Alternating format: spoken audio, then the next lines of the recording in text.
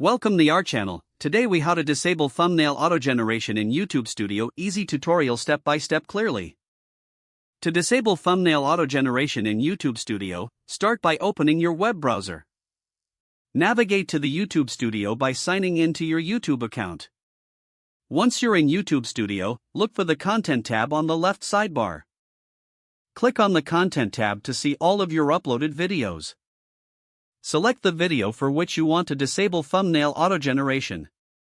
After clicking on the video, you will be directed to the video details page. On this page, find the thumbnail section. In the thumbnail section, you will see the option for auto-generated thumbnails. To disable this feature, look for the settings icon or edit option next to the auto-generated thumbnail. Click on that icon to view the thumbnail options. You will see the auto-generated thumbnails currently set for your video. To prevent auto-generation, simply upload a custom thumbnail of your choice. Make sure the custom thumbnail adheres to YouTube's guidelines for thumbnails. Once you've uploaded your custom thumbnail, ensure it's saved by clicking the Save button at the top right corner of the page.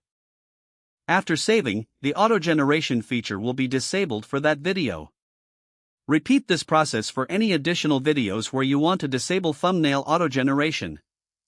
This method ensures you have complete control over the thumbnails displayed on your videos. If the page does not load, refresh the browser or try again in a private or incognito window. Make sure you are using the correct email address, then retype it carefully to avoid small typos. If your password is not accepted, use the reset option and create a new strong password you can remember. Check your spam folder for verification or security emails, then complete any requested confirmation steps. Enable two-factor authentication if available to improve account security and reduce unauthorized access risk. After signing in, review your profile details so your contact information and settings are accurate and current. If you see an error message, note it down and try again after restarting your device and internet connection.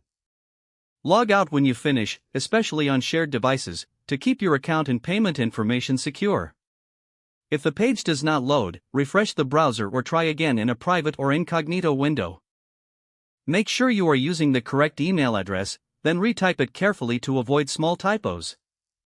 If your password is not accepted, use the reset option and create a new strong password you can remember. Don't forget to like this video and subscribe to our channel for more step-by-step tech guides.